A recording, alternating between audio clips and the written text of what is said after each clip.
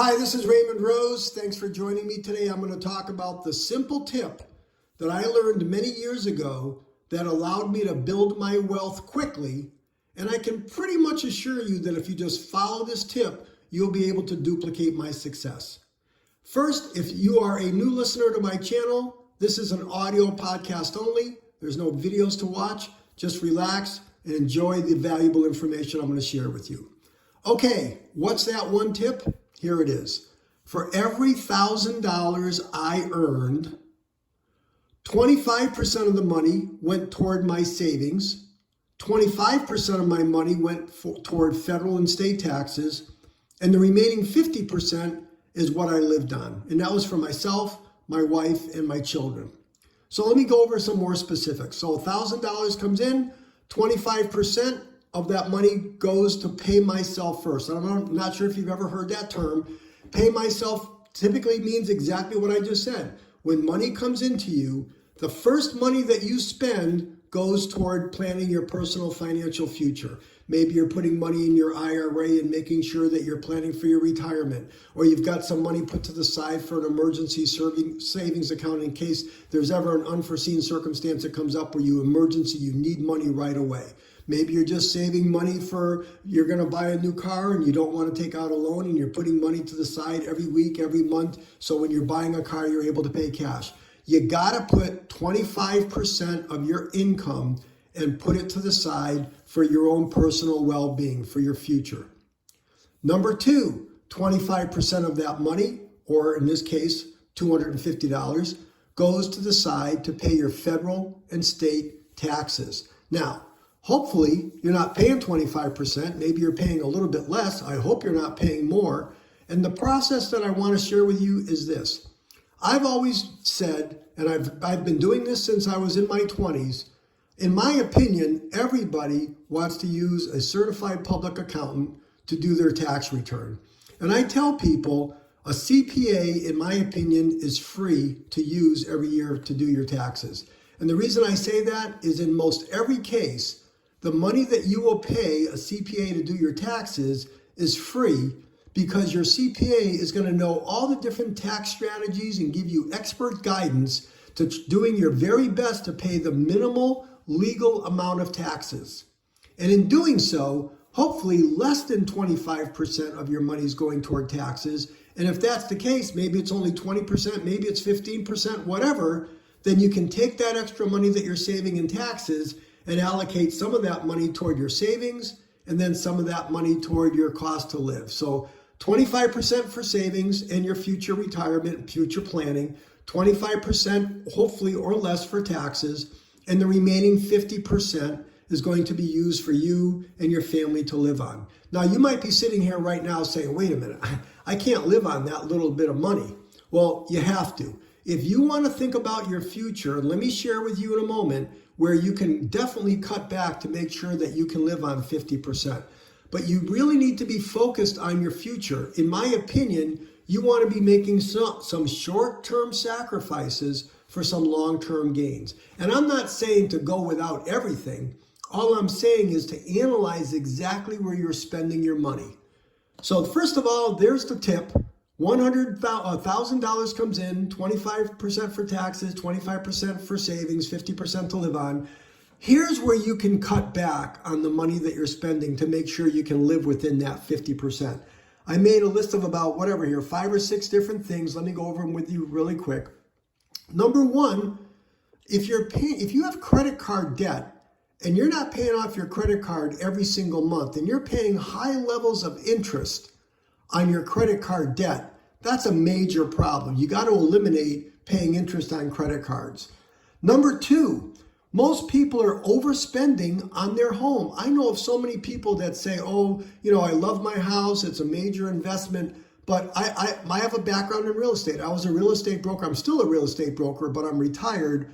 But so many people I know have overspent on making home improvements in their home that they're never going to get that money back, ever. So that's a major problem. So many people I know overspend on improving their home. Next, overspending on lifestyle. Taking that expensive vacation or buying that really expensive luxury car, or dining out much too often, or just doing all of those different types of things. You need to cut back in those areas. You have to analyze exactly where all of your money's going. Listen to the podcast I did recently regarding why everybody needs a budget. Everybody needs to know where they're spending their money. And you need to be able to do that to stay within that 50%. Next, this is a big one, impulse buying. So many people, and I think I've told you if you listen to my other podcast, I was in the supermarket business, management business for many years. Part of my job was every single week, I spent thousands of hours trying to figure out how to get you, the shopper, to make impulse purchases in the different supermarkets that I ran so that we could increase our sales and increase our profits. My job was to figure out ways to get you to impulse purchase. And think about it. You're in a store now, you're shopping online, and all these different things that you're thinking about. It's so easy for you to push the button on your phone or just pick up something at the register and put it on the conveyor belt. Next thing you know, you're buying something that was really nothing that you really needed, but it was an impulse purchase. You got to stop impulse buying. It's emotional spending. You got to stop it. Next, you need to make sure that you question. This is important. I have a quick story and then I'll be finished here. Please listen to the end. Here's a big one. Are you looking to spend money on your child's education? So this is a debate I've had with different friends of mine, and there's obviously two schools of thought. Some people will sit there and say, yep, part of my responsibility as a parent is to fund my children's education. If it's going to be $50,000, $100,000, $200,000, or whatever, if I've got several kids, it's going to cost me a lot of money. And that's one way of looking at it. And I have lots of friends that have continued to work and are not able to live within a budget, and they're probably going to work well past retirement age just because they're so in debt. And then there's people like me that often have said, no, listen, I've told my children that my responsibility as a parent is to guide them and give them expert knowledge, and that once they are out of high school, they're on their own. Here's my theory. They need to have skin in the game. So I told my children, if you want to go to college, A, get a scholarship, or B, figure out exactly what field you want to be in and shop around and get the best type of school loans you can. In other words, they need to be in charge of their future. They need to have skin in the game. Flip side is, and then if I want to, as I get older, and if they do have school loans, if I want to contribute to those, well, that's up to me, but there's absolutely no obligation. So the point being to this whole thing is, that's a major decision. I mean, what I just said could cost you tens, if not hundreds of thousands of dollars.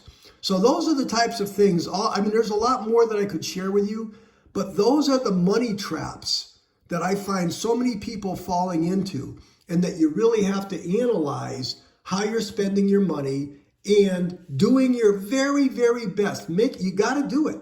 You got to put 25% into your savings and retirement and personal financial planning. You got to put 50% of your money. You got to live on 50%. And some people will sit there and say, well, I'm just not going to be able to do it. I've got too many moving parts in my life. Well, you got to stop some of those moving parts. If you're, just living lavishly, like I said, or, your children are in every, 3 or 4 sports activities, and they're going all the time, and you're going away because your kids are playing soccer this weekend. You got to think about those things. How much of your personal life, how much of your time are you willing to give up? And believe me, I'm older. So if you're younger and listening to this, you don't even think about those things, but I'm telling you, it'll occur in your life before you know it. So that's the tip that I used. I was able to retire at a very, very young age because I followed that tip. And it worked perfectly for me. And I can remember when I did retire at a very young age, and I had the discussion with my wife, we made the talk that said, listen, we're not going to be drinking milk or soda or juices or any of that stuff. We're just going to be drinking water with our meals, and we're going to be, we're going to be water drinkers. We're not going to spend money on that stuff, and we're going to eat simple, and we're not going to go out for dinner all the time, and all those different things. And we had lots of fun, and it enabled my wife and I to retire at a very, very young age to be set, in theory, for the rest of our lives. So that was my tip. For every $1,000 you bring in, 25% for savings, 25 or less percent for taxes. You got to live on the remaining 50%. Sit down with a paper and pencil, figure out a way to do it today. If you can do that, take my word for it. You're going to be very, very happy and excited for your future. So that's it for today. I'm hoping you got some good information out of this. Listen to this a second time if you have to. Take some notes. As a reminder, I make a podcast every single day based on 4 subjects: your health, your time, your money, and your habits. I always do my best to get to the point. I try to give you really valuable information that you can use. If you are happy with what you heard today, please subscribe to my future podcast. Hit that black subscribe button. Consider sharing this podcast with your family and friends. Number 2. Number 3, if you would hit the thumbs up link. And number 4, scroll through my other podcasts. There's some really fun and useful information there. So that's it for today. Again, I appreciate you listening. This is Raymond Rose. I'll talk to you tomorrow.